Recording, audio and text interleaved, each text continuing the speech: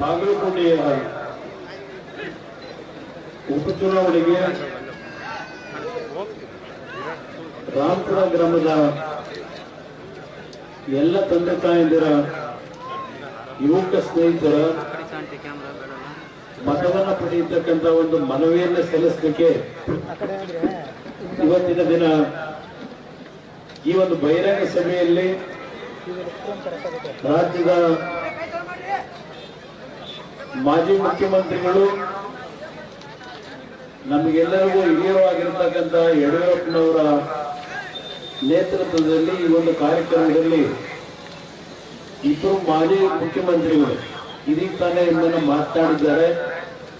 ಅವರ ಕೆಲವು ಭಾವನೆಗಳನ್ನು ವ್ಯಕ್ತಪಡಿಸಿದ್ದಾರೆ. ಸನ್ಮಾನ್ಯ ಬಸವರಾಜ ಬೊಮ್ಮಾಯಿ ಅವರು ಹಾಗೂ ಜಗದೀಶ್ ಶೆಟ್ಟರ್ ಅವರು. ವೇದಿಕೆಯ ಮೇಲೆ ಕೇಂದ್ರದ ಮತ್ತೊಬ್ಬ ಸಚಿವರಾಗಿರ್ತಕ್ಕಂಥ ಹಿರಿಯರು ಆಗಿರ್ತಕ್ಕಂಥ ಪ್ರಹ್ಲಾದ್ ಜೋಶಿ ಅವರಿದ್ದಾರೆ. ಎಲ್ಲ ನನ್ನ ಆತ್ಮೀಯ ಶಾಸಕ ಸ್ನೇಹಿತರುಗಳು, ಮಾಜಿ ಶಾಸಕ ಸ್ನೇಹಿತರುಗಳು ವೇದಿಕೆ ಮೇಲೆ ಇದ್ದಾರೆ. ಎಲ್ಲರ ಹೆಸರನ್ನ ಹೇಳಲಿಕ್ಕೆ ಹೋಗುವುದಿಲ್ಲ, ಸಮಯದ ಅಭಾವ. ಜೊತೆಗೆ ಈ ಒಂದು ಕಾರ್ಯಕ್ರಮದಲ್ಲಿ ರಾಮಪುರ ಭಾಗದ ಎಲ್ಲ ತಂದೆ ತಾಯಿಗಳು, ಯುವಕ ಸ್ನೇಹಿತರೇನಿದ್ದಾರೆ, ಪ್ರಥಮವಾಗಿ ನಿಮ್ಮೆಲ್ಲರಿಗೆ ನನ್ನ ಗೌರವಪೂರ್ವಕವಂತ ವಂದನೆಗಳನ್ನು ಸಲ್ಲಿಸಲಿಕ್ಕೆ ಬಯಸ್ತಾ ಇದ್ದೇನೆ. ಈಗಾಗಲೇ ವೇದಿಕೆ ಮೇಲೆ ಆಸೀನರಾಗಿರ್ತಕ್ಕಂಥ ಮಾಜಿ ಮುಖ್ಯಮಂತ್ರಿಗಳು ಬಸವರಾಜ ಬೊಮ್ಮಾಯಿ ಅವರು, ಜಗದೀಶ್ ಶೆಟ್ಟರ್ ಅವರು ಕೆಲವು ವಿಷಯಗಳನ್ನೇನು ಪ್ರಸ್ತಾಪ ಮಾಡಿದ್ದಾರೆ. ನಾನು ಇಲ್ಲಿ ನೆರೆದಿರ್ತಕ್ಕಂಥ ಎಲ್ಲ ಹಿರಿಯರಿಗೆ, ಯುವಕ ಸ್ನೇಹಿತರಿಗೆ ಕೇಳ್ತಕ್ಕಂಥ ಒಂದು ಪ್ರಶ್ನೆ, ಈ ಚುನಾವಣೆಗೆ ರಾಜ್ಯದ ಮುಖ್ಯಮಂತ್ರಿಗಳು ಬಹುಶಃ ಬಾಗಲಕೋಟೆಗೆ ಈಗಾಗಲೇ ಕಳೆದ 5-6 ದಿನಗಳಲ್ಲಿ ಹಳ್ಳಿಗೆ ಬಂದು ಮತ ಕೇಳ್ತಕ್ಕಂಥ ಒಂದು ಶ್ರಮ ಪಟ್ಟಿದ್ದಾರೆ. ನಾನು ಅವ್ರ ಪ್ರಶ್ನೆ ಮಾಡ್ಲಿಕ್ಕೆ ಬಯಸ್ತೇನೆ. ಯಾವ ನಿಮ್ಮ ಗ್ಯಾರಂಟಿ ಕಾರ್ಯಕ್ರಮದಲ್ಲಿ ಈ ರಾಜ್ಯದಲ್ಲಿ ಒಂದು ಲಕ್ಷಾಂತರ ಬಾರಿ ಆ ಗ್ಯಾರಂಟಿಯ ಹೆಸರನ್ನ ಹೇಳ್ಕೊಂಡಿರ್ಬೋದು. ಆ ಗ್ಯಾರಂಟಿಯ ಕಾರ್ಯಕ್ರಮಗಳಿಂದ ನಾಡಿನ ಬಡ ಕುಟುಂಬದ ನನ್ನ ತಂದೆ ತಾಯಂದಿರ ಬದುಕು ಒಂದು ಉತ್ತಮವಾದ ಪರಿಸ್ಥಿತಿಗೆ ನೀವು ತಂದಿದ್ರೆ ಇವತ್ತು ಬಾಗಲಕೋಟೆಯ ಚುನಾವಣೆಯಲ್ಲಿ ಇಷ್ಟೊಂದು ಶ್ರಮವನ್ನ ಇವತ್ತು ನೀವು ಪಡಬೇಕಾಗಿತ್ತ? ಆ ಬಾಗಲಕೋಟೆಯ ಜನತೆಗೆ ನಾನು ಈ ಪ್ರಶ್ನೆಯನ್ನು ಕೇಳಲಿಕ್ಕೆ ಬಯಸ್ತೇನೆ. ಈ ಗ್ಯಾರಂಟಿಯ ಸ್ಕೀಮ್ಗಳಿಂದ ಇವತ್ತು ನಿಮ್ಮ ಕುಟುಂಬಗಳ ಮಕ್ಕಳ ಒಂದು ಭವಿಷ್ಯ, ನಿಮ್ಮ ಕುಟುಂಬದ ನಿರ್ವಹಣೆಯನ್ನ ಮಾಡಲಿಕ್ಕೆ ಇವತ್ತು ಯಾವ ಮಟ್ಟದಲ್ಲಿ ಆ ಒಂದು ಕಾರ್ಯಕ್ರಮಗಳು ನಿಮ್ಮನ್ನು ಉಳಿಸಿದೆ. ಇವತ್ತು ನಮ್ಮ ಒಂದು ಮೈತ್ರಿ ಪಕ್ಷದ ಅಭ್ಯರ್ಥಿಯಾಗಿ, ಬಿಜೆಪಿ ಪಕ್ಷದ ಅಭ್ಯರ್ಥಿಯಾಗಿ ಚಿರಂತಿ ಮಠ ಅವರು ಅಭ್ಯರ್ಥಿ ಏನಿದ್ದಾರೆ, ಬಹುಶಃ ನಮ್ಮ ಜನಾರ್ದನ್ ರೆಡ್ಡಿ ಅವರು ಹೇಳ್ತಾ ಇದ್ರು ಬಾಗಲಕೋಟೆಯನ್ನ ವಿದ್ಯಾಕಾಶ ಮಾಡಿದ್ದಾರೆ ಅಂತ. ಅವರ ಒಂದು ಶಿಕ್ಷಣ ಸಂಸ್ಥೆಯಿಂದ ಬಾಗಲಕೋಟೆಯ ಸಾವಿರಾರು ಕುಟುಂಬದ ಮಕ್ಕಳ ಒಂದು ಶಿಕ್ಷಣಕ್ಕೆ, ಬದುಕಿಗೆ ಇವತ್ತೇನಾದರೂ ಅತ್ಯಂತ ದೊಡ್ಡ ಮಟ್ಟದ ಒಂದು ಕೊಡುಗೆಯನ್ನ ಕೊಟ್ಟಿದ್ರೆ ಇವತ್ತು ಬಿಜೆಪಿಯ ಪಕ್ಷದ ಅಭ್ಯರ್ಥಿ ಆಗಿರ್ತಕ್ಕಂಥ ವೀರಣ್ಣ ಚಿರಂತಿ ಮಠ ಅವರು ಅಂತಕ್ಕಂಥದನ್ನ ಯುವಕರು ಮರೆಯಬೇಡಿ. ದಯವಿಟ್ಟು ಇವತ್ತೇನೋ ಸಿದ್ದರಾಮಯ್ಯನವರು ಹಳ್ಳಿ ಮೇಲೆ ಬರ್ತಾ ಇದ್ದಾರೆ, ಅವರ ಭಾಷಣದಲ್ಲಿ ಏನಾದರೂ ಈ ಒಂದು ಜಿಲ್ಲೆಗೆ ಕೊಟ್ಟಂತ ಕೊಡುಗೆಯ ಬಗ್ಗೆ ಚರ್ಚೆ ಮಾಡ್ತಾ ಇದ್ದಾರೆ.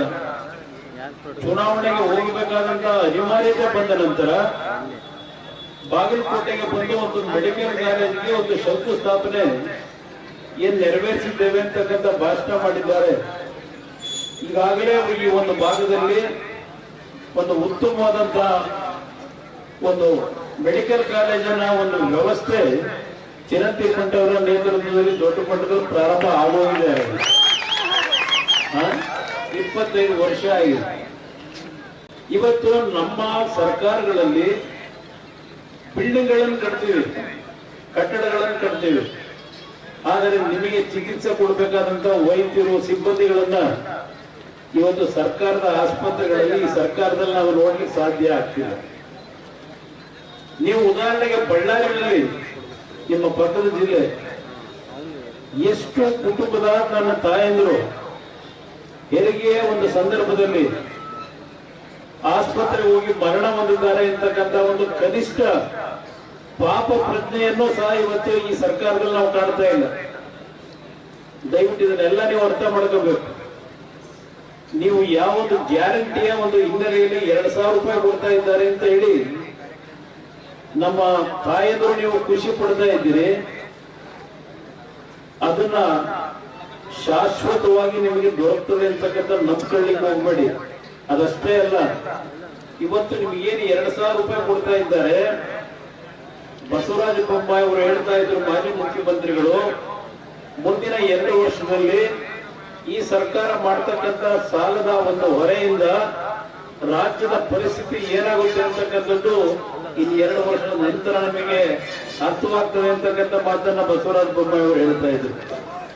ಇವತ್ತು ಈ ರಾಜ್ಯದ ಒಟ್ಟಾರೆ ಸಾಲ 8,16,000 ಕೋಟಿ ಮೊನ್ನೆ ಮಾರ್ಚ್ 31ನೇ ತಾರೀಕಿಗೆ ನಿಮ್ಮಗಳ ತಲೆಯ ಮೇಲೆ ಹೊರಿಸಿರ್ತಕ್ಕಂಥ ಸಾಲದ ಹೊರೆ 8,16,000 ಕೋಟಿ. ಕೇಂದ್ರ ಸರ್ಕಾರದ ನರೇಂದ್ರ ಮೋದಿ ಅವರ ಬಗ್ಗೆ ಹೇಳ್ತಾರೆ, ಪ್ರಧಾನಮಂತ್ರಿಗಳ ಬಗ್ಗೆ ಅಲ್ಲಿ ಸಾಲ ಮಾಡಿಲ್ವಾ ಅಂತ ಹೇಳಿ.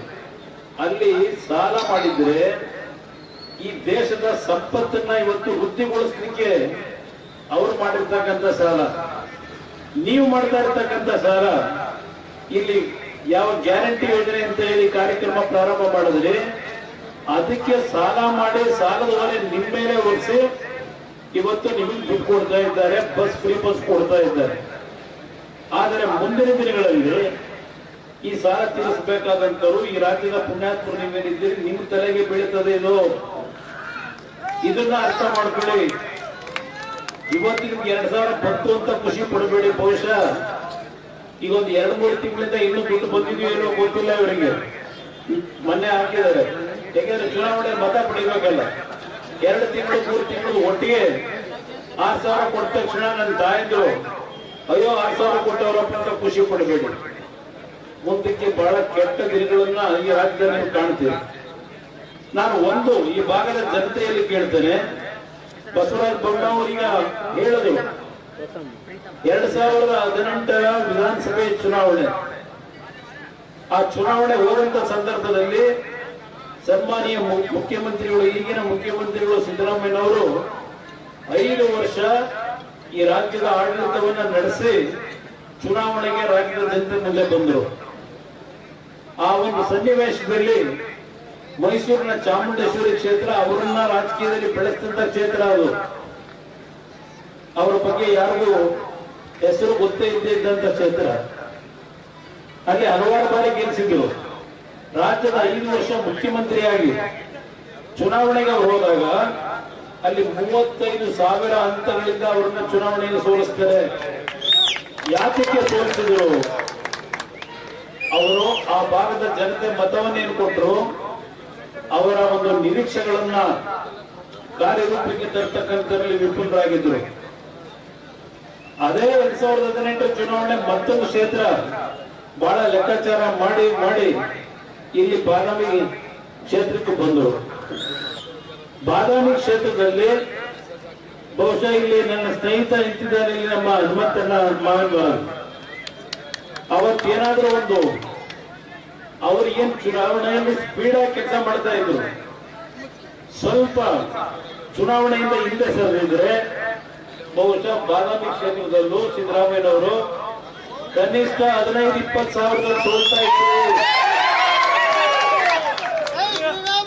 ನಾನು ಬಾಗಲಕೋಟೆಯ ಮತದಾರ ಬಂಧುಗಳಲ್ಲಿ ಕೇಳ್ತೇನೆ, ಯಾವ ಬಾದಾಮಿಯ ಚುನಾವಣೆಯಲ್ಲಿ ಬಂದರು ಈ ಭಾಗದಲ್ಲಿ ಮತ ಕೇಳ್ತಕ್ಕಂಥದಕ್ಕೆ, ಬಾದಾಮಿ ಕ್ಷೇತ್ರವನ್ನ ದತ್ತು ತೆಗೆದುಕೊಂಡು ಈ ಒಂದು ಕ್ಷೇತ್ರವನ್ನ ಮಾದರಿ ಕ್ಷೇತ್ರವಾಗಿ ಮಾಡ್ತೀನಿ ಅಂತಕ್ಕಂಥ ನಿಮಗೆ ಮಾತು ಕೊಟ್ಟಂತ ಇದೇ ಸಿದ್ದರಾಮಯ್ಯನವರು ಎಷ್ಟು ಬಾರಿ ನಿಮ್ಮ ಬಾದಾಮಿಯ ಹಳ್ಳಿಗಳಿಗೆ ಬಂದರು, ಏನೇನು ಅಭಿವೃದ್ಧಿ ಕಾರ್ಯಕ್ರಮಗಳನ್ನ ತಂದರು. ಕಳೆದ 3 ವರ್ಷದಲ್ಲಿ ಮುಖ್ಯಮಂತ್ರಿಗಳಾಗಿ ಬಾದಾಮಿ ಕ್ಷೇತ್ರದ ಅಭಿವೃದ್ಧಿಗೆ ಕೊಟ್ಟಂತ ಕೊಡುಗೆ ಏನು, ಅವರು ಯಾವ ರೀತಿ ಜನಗಳ ಜೊತೆ ಸ್ಪಂದಿಸ್ತಾರೆ, ಯಾರು ಅವರನ್ನ ರಾಜಕೀಯವಾಗಿ ಬೋಧಿಸಿ ಶಕ್ತಿ ತುಂಬಿರ್ತಾರೆ, ಅವರನ್ನ ಯಾವ ರೀತಿ ಕಂಡಿದ್ದಾರೆ ಅಂತಕ್ಕಂಥದ್ದು ನಾವೇನಾದ್ರೂ ನೋಡ್ಬೇಕು ಅಂದ್ರೆ ಬಾದಾಮಿ ಕ್ಷೇತ್ರಕ್ಕೆ ಹೋದ್ರೆ ಗೊತ್ತಾಗ್ತದೆ. ಇವತ್ತು ಅವರಿಗೆ ಕುರ್ಚಿಯ ಒಂದು ಅಲಗಾಟ ಪ್ರಾರಂಭ ಆದಾಗ ಐಂದ ಅಂತ ಹೇಳಿ ಕನವರಿಸ್ತಾರೆ. ಕುರ್ಚಿ ಪತ್ರ ಆದ್ರೆ ಐಂದ ಅವರ ಮನಸ್ಸಿನಲ್ಲೇ ಇರೋದಿಲ್ಲ, ಗೋವಿಂದ ಆಗಿರ್ತಾರೆ. ಇಂಥ ಒಂದು ವ್ಯಕ್ತಿ ಈ ಕಳೆದ 3 ವರ್ಷ ನಿಮ್ಮ ಒಂದು ನಿರೀಕ್ಷೆಗೆ ಕೆಲಸ ಮಾಡಿದ್ರೆ, ವಿಧಾನಸೌಧದ ಎಲ್ಲಾ ಮುಖ್ಯಮಂತ್ರಿಗಳ ಕಚೇರಿಗಳಿಗೆ ಬೀಗ ಹಾಕಿ ಜನಸಾಮಾನ್ಯರ ಕಷ್ಟ ನೋಡ್ತಕ್ಕಂಥ ಕೆಲಸ ಮಾಡಿದ್ರೆ, ಇವತ್ತು ದಾವಣಗೆರೆ ಮತ್ತು ನಮ್ಮ ಬಾಗಲಕೋಟೆ ಕ್ಷೇತ್ರದಲ್ಲಿ ಹಳ್ಳಿಗೆ ಬೆವರು ಸುರಿಸ್ತಾ ಇದ್ದಾರೆ ಈ ಮಂತ್ರಿಗಳು, ಈ ಮುಖ್ಯಮಂತ್ರಿಗಳು. ಒಳ್ಳೆಯ ಕೆಲಸ ಮಾಡಿದ್ರೆ ಈ ಪರಿಸ್ಥಿತಿ ಇವ್ರಿಗೆ ಬರ್ತಾ ಇತ್ತ. ದಯವಿಟ್ಟು ನೀವೆಲ್ಲ ಅರ್ಥ ಮಾಡ್ಕೊಳ್ಳಿ. ಬಹಳ ಜನ ಮಾತನಾಡೋರಿದ್ದಾರೆ. ಇವರು ಯಾವೊಂದು ಕೃಷ್ಣ ಯೋಜನೆಗೆ ಕಳೆದ 3 ವರ್ಷದಲ್ಲಿ ಕೊಟ್ಟಂತ ಕೊಡುಗೆ ಏನು, ಪದೇ ಕೇಂದ್ರ ಸರ್ಕಾರದ ಜೊತೆ ಸಂಘರ್ಷ ಮಾಡಿ ಈ ಭಾಗಕ್ಕೆ ಆಗಬೇಕಾದಂತ ಕೆಲಸವನ್ನು ನಿರ್ವಹಣೆ ಮಾಡ್ತಕ್ಕಂಥದ್ರಲ್ಲಿ ಪ್ರತಿಯೊಂದಕ್ಕೂ ಸರ್ಕಾರದ ಕಡೆ ಬೊಟ್ಟು ಮಾಡಿ ತೋರಿಸಿ ಇವರ ಜವಾಬ್ದಾರಿಯನ್ನ ಇವತ್ತು ಮಾಡ್ತಕ್ಕಂಥದ್ರಲ್ಲಿ ವಿಫಲರಾಗಿ ಇವತ್ತೇನು ಈ ರಾಜ್ಯದ ಅಭಿವೃದ್ಧಿಯನ್ನ ಕುಂಠಿತಗೊಳಿಸಿದ್ದಾರೆ. ದಯವಿಟ್ಟು ನಾವೆಲ್ಲರೂ ಅರ್ಥ ಮಾಡ್ಕೋಬೇಕಾಗ್ತದೆ. ಇವತ್ತು ಯಾವೊಂದು ಅಕ್ಕಿ ವಿಷಯದಲ್ಲಿ ಅದೆಂತದ ಪತ್ರಿಕೆಗಳ ವಿವರಣೆ, ಅಕ್ಕಿ ರಾಮಯ್ಯ ಅಂತ ಹೇಳಿ ಹೇಳ್ಕೊಂಡು ಹೋಗ್ತಕ್ಕಂಥದ್ದೇನಿದೆ, ಅಕ್ಕಿ ರಾಮಯ್ಯನವರಲ್ಲ, ಅವರು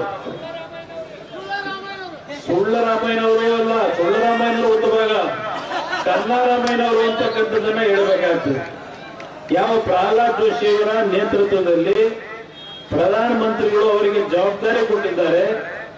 ಈ ದೇಶದ ಸುಮಾರು 80 ಕೋಟಿ ಕುಟುಂಬಗಳಿಗೆ 8 ಕೋಟಿ ವೆಚ್ಚದಲ್ಲಿ ಪ್ರತಿ ವರ್ಷ ಇವತ್ತು ಬಡವರಿಗೆ 5 ಕೆಜಿ ಅಕ್ಕಿಯನ್ನ ಪುಕ್ಕಟ್ಟೆಯಾಗಿ ಕೊಡ್ತಕ್ಕಂಥ ಕಾರ್ಯಕ್ರಮ ಇವತ್ತು ಕೊಟ್ಟಿದ್ರೆ, ನರೇಂದ್ರ ಮೋದಿ ಅವರ ನೇತೃತ್ವದ ಸರ್ಕಾರದಲ್ಲಿ ಏನ್ ಕೊಟ್ಟಿದ್ದಾರೆ ಕೇಂದ್ರದ ಸಚಿವರು, ನನ್ನ ಆತ್ಮೀಯ ಸ್ನೇಹಿತರು ಪ್ರಹ್ಲಾದ್ ಜೋಶಿ ಅವರ ಕಾರ್ಯಕ್ರಮ ಕೊಡ್ತಾ ಇರ್ತಕ್ಕಂಥದ್ದು. ಅವರು 5 ಕೆಜಿ ಅಕ್ಕಿ ಪುಕ್ಕಟ್ಟೆ ಕೊಡ್ತಾ ಇರೋದು ಇವರ ಕಾರ್ಯಕ್ರಮ ಅಲ್ಲ. ನನ್ನ ತಾಯಿದು, ನನ್ನ ಹಳ್ಳಿಯ ನನ್ನ ಹಿರಿಯರಿಗೆ ಅರ್ಥ ಮಾಡ್ಕೋಬೇಕಾಗ್ತದೆ. ಇವತ್ತು ಯಡಿಯೂರಪ್ಪನವರ ಕಾಲದಲ್ಲಿ ಅವರು ಮುಖ್ಯಮಂತ್ರಿಗಳಾಗಿ ಯಾವೊಂದು ಗ್ರಾಮೀಣ ಪ್ರದೇಶದ ಕೃಷಿಕರ ಬದುಕಿಗೆ ಕಾರ್ಯಕ್ರಮಗಳನ್ನು ರೂಪಿಸಿದ್ದಾರೆ. ನಾನು ಯಡಿಯೂರಪ್ಪನವರು ಈ ರಾಜ್ಯದ ಸರ್ಕಾರವನ್ನ ನಡೆಸಬೇಕಾದ್ರೆ ಯಾವ ಒಂದು ವಿಷಯಗಳಲ್ಲಿ ರೈತರಿಗೆ ಗೌರವ ಕೊಟ್ಟು ಗ್ರಾಮೀಣ ಪ್ರದೇಶದ ಅಭಿವೃದ್ಧಿಗೋಸ್ಕರವಾಗಿ ನಾವು ಜೊತೆಗೂಡಿ ಕೆಲಸ ಮಾಡಿದ್ದೇವೆ. ಅಂತ ಒಂದು ಉತ್ತಮವಾದ ಸರ್ಕಾರವನ್ನ ಈ ರಾಜ್ಯದಲ್ಲಿ ಮುಂದಿನ ದಿನಗಳಲ್ಲಿ 2 ಪಕ್ಷಗಳಿಂದ ಈ ರಾಜ್ಯದ ಅಭಿವೃದ್ಧಿ ದೇಶದ ಒಂದು ಭೂಪಟದಲ್ಲಿ ಮೊದಲನೇ ಸ್ಥಾನಕ್ಕೆ ಬರತಕ್ಕಂಥ ನಿಟ್ಟಿನಲ್ಲಿ ಮುಂದಿನ ದಿನಗಳು ಸರ್ಕಾರವನ್ನು ತರಲಿಕ್ಕೆ ಈ ಚುನಾವಣೆ ನಿಮ್ಮ ಮುಂದೆ ಬಂದಿರತಕ್ಕಂಥ ಒಂದು ಸದಾವಕಾಶ ಅಂತಕ್ಕಂಥದ್ದನ್ನ ಮರಿಬೇಡಿ. ಇವತ್ತು ನಿರುದ್ಯೋಗದ ಸಮಸ್ಯೆ, ಮೊನ್ನೆ ಧಾರವಾಡದಲ್ಲಿ ನೋಡಿದ್ರೆ 2 ಬಾರಿ ನಮ್ಮ ಯುವಕರು ಇವತ್ತು ಉದ್ಯೋಗದಿಂದ ವಂಚಿತರಾಗಿ ಒಂದು ದೊಡ್ಡ ಹೋರಾಟ ಮಾಡಿದರು. ಇವತ್ತು ಯಾವೊಂದು 371 ಬಗ್ಗೆ ಚರ್ಚೆ ಮಾಡ್ತಾರೆ. ಏನರಿಂದ ನಮ್ಮ ಯುವಕರಿಗೆ ಇವತ್ತು ಕೊಡುಗೆ ಕೊಟ್ಟಿದ್ದಾರೆ ಇವರು ಎಲ್ಲ ಹೇಳಲಿಕ್ಕೆ ಹೋದ್ರೆ ಹಲವಾರು ವಿಷಯಗಳನ್ನ ಹೇಳ್ಬೋದು. ಇವತ್ತು ನಿರುದ್ಯೋಗದ ಸಮಸ್ಯೆಗೆ ಕಾರಣ ಇದೆ ಸಿದ್ದರಾಮಯ್ಯನವರು. ಸುಮಾರು 2.25 ಲಕ್ಷ ಸರ್ಕಾರದಲ್ಲಿ ಹುದ್ದೆಗಳು ಖಾಲಿ ಇದ್ದು ಇವತ್ತು ಸರ್ಕಾರದ ಮುಖಾಂತರ ಒಂದು ಹುದ್ದೆಯನ್ನು ಸೃಷ್ಟಿ ಮಾಡಿದೆ. ನಮ್ಮ ಯುವಕರನ್ನ ಇವತ್ತು ಬೀದಿಗೆ ತಂದೆ ನಿಲ್ಲಿಸಿದ್ದಾರೆ. ನಮ್ಮ ತಂದೆ ತಾಯಂದಿರು ಆ ಯುವಕರ ಒಂದು ದುಡಿಮೆ ಮೇಲೆ ಬದುಕ್ತಕ್ಕಂಥ ಒಂದು ಅವಕಾಶವನ್ನ ಇವತ್ತೇನು ಸರ್ಕಾರ ಸಂಪೂರ್ಣವಾಗಿ ನಾಶ ಮಾಡಿದ್ದಾರೆ. ಇವತ್ತು ಇಂತಹ ಸರ್ಕಾರವನ್ನ ಕಿತ್ತೊಗಿರ್ತಕ್ಕಂಥ ಕೆಲಸ ಇಲ್ಲಿರ್ತಕ್ಕಂಥ ತಂದೆ ತಾಯಂದಿರು, ಯುವಕ ಸ್ನೇಹಿತರು ನೀವು ಇವತ್ತು ಮಾಡಬೇಕಾಗಿದೆ. ಆ ಒಂದು ಹಿನ್ನೆಲೆಯಲ್ಲಿ ಚಿರಂತಿಮಠ ಅವರ ಗುರುತಾಗಿರ್ತಕ್ಕಂಥ ಕಮಲದ ಗುರುತಿಗೆ ತಮ್ಮ ಆಶೀರ್ವಾದವನ್ನ ಮಾಡಿ ಅವ್ರನ್ನ ಚುನಾಯಿತರನ್ನ ಮಾಡಿ ಇವತ್ತು ಮುಂದಿನ ದಿನಗಳಲ್ಲಿ ಒಂದು ಒಳ್ಳೆಯ ಜನಪರವಾದಂತ ಜನರಿಗೆ ಒಂದು ಭಯ ಭಕ್ತಿಯಿಂದ ಅವರನ್ನ ಇವತ್ತು ಗೌರವಿಸಿ ಉತ್ತಮವಾದ ಆಡಳಿತವನ್ನು ಕೊಡ್ತಕ್ಕಂಥ ಒಂದು ಸರ್ಕಾರ ತರಲಿಕ್ಕೆ ನಿಮ್ಮೆಲ್ಲರ ಆಶೀರ್ವಾದವನ್ನು ಮಾಡಬೇಕು ಅಂತ ಹೇಳಿ ನಿಮ್ಮಲ್ಲಿ ಕೈ ಜೋಡಿಸಿ ಮನವಿ ಮಾಡಿ ಅಪ್ಪರ್ ಕೃಷ್ಣ ನೀರಾವರಿ ಯೋಜನೆಯ ವಿಷಯದಲ್ಲಿ ನಾನು ಸುದೀರ್ಘವಾಗಿ ಚರ್ಚೆ ಮಾಡ್ಲಿಕ್ಕೆ ಹೋಗೋದಿಲ್ಲ. ಯಾರ್ಯಾರಿಂದ ಯಾವ ಸಂದರ್ಭದಲ್ಲಿ ಈ ಭಾಗದ ರೈತರ ಬದುಕನ್ನ ಕಟ್ಕೊಳ್ತಕ್ಕಂಥ ವಿಷಯದಲ್ಲಿ ಬಿಜೆಪಿಯ ಪಕ್ಷ ಅಧಿಕಾರದಲ್ಲಿದ್ದಾಗ ಯಡಿಯೂರಪ್ಪನವರ ನೇತೃತ್ವದಲ್ಲಿ, ಬೊಮ್ಮಾಯಿಯವರ ನೇತೃತ್ವದಲ್ಲಿ ಅವರು ತೆಗೆದುಕೊಂಡಂತ ಕಾರ್ಯಕ್ರಮಗಳಿರ್ಬೋದು, ದೇವೇಗೌಡರು ಮುಖ್ಯಮಂತ್ರಿಗಳು ಪ್ರಧಾನಮಂತ್ರಿಗಳಾಗಿ ಅವರು ಈ ಭಾಗದ ಜನತೆಗೆ ಕೊಟ್ಟಿರ್ತಕ್ಕಂಥ ಯೋಜನೆಗಳು, ನೀರಾವರಿ ವಿಷಯಕ್ಕೆ ಸಂಬಂಧಪಟ್ಟಾಗೆ ಹಲವಾರು ವಿಷಯಗಳನ್ನು ಮಾತಾಡಬೇಕು ಅಂದ್ರೆ 1 ಗಂಟೆ 2 ಗಂಟೆ ಮಾತನಾಡಬೇಕು. ಸಮಯದ ಅಭಾವ ಇದೆ. ನಿಮ್ಮಲ್ಲಿ ಕೈ ಜೋಡಿಸಿ ಮನವಿ ಮಾಡಲಿಕ್ಕೆ ಈ ಕಾರ್ಯಕ್ರಮದಲ್ಲಿ ಭಾಗವಹಿಸಿದ್ದೇನೆ. ಯಾವ ಒಂದು ಪಕ್ಷವನ್ನ, ಯಾವ ಸರ್ಕಾರವನ್ನ ಇವತ್ತು ಅಧಿಕಾರಕ್ಕೆ ತಂದ್ರೆ ನರೇಂದ್ರ ಮೋದಿ ಅವರ ನೇತೃತ್ವದಲ್ಲಿ ಈಗೆಲ್ಲ ತಾವು ನೋಡ್ತಾ ಇದ್ದೀರಿ, ವಿಶ್ವದಲ್ಲೇ 3ನೇ ಸ್ಥಾನಕ್ಕೆ ಆರ್ಥಿಕವಾಗಿ ಶಕ್ತಿಯನ್ನ ಇವತ್ತು ಬೆಳೆಸ್ತಕ್ಕಂಥದ್ರಲ್ಲಿ ನರೇಂದ್ರ ಮೋದಿ ಅವರ ಸರ್ಕಾರ ಯಾವ ರೀತಿ ಕೆಲಸವನ್ನು ನಿರ್ವಹಣೆ ಮಾಡ್ತಾ ಇದ್ದಾರೆ, ಅದೇ ರೀತಿ ಕರ್ನಾಟಕದಲ್ಲಿ ಇವತ್ತು ಉತ್ತಮವಾದ ಆಡಳಿತವನ್ನ ತರಲಿಕ್ಕೆ ಈ ಚುನಾವಣೆಯಲ್ಲಿ ನಿಮ್ಮ ಆಶೀರ್ವಾದವನ್ನ ಚಿರಂತಿ ಅವರಿಗೆ ನೀಡ್ತಕ್ಕಂಥ ಮುಖಾಂತರ ತಮ್ಮ ಒಂದು ನನ್ನ ಮನವಿಯನ್ನು ನಿಮ್ಮ ಮುಂದೆ ಸಲ್ಲಿಸಲಿಕ್ಕೆ ಬಂದಿದ್ದೇನೆ. ನಿಮ್ಮೆಲ್ಲರಿಗೆ ಮತ್ತೊಮ್ಮೆ ಗೌರವಪೂರ್ವಕ ವಂದನೆಗಳನ್ನು ಸಲ್ಲಿಸಿ ನನ್ನ 2 ಮಾತು ಮುಗಿಸ್ತೇನೆ. ಜೈ ಜೈ ಕರ್ನಾಟಕ ಮಾತು.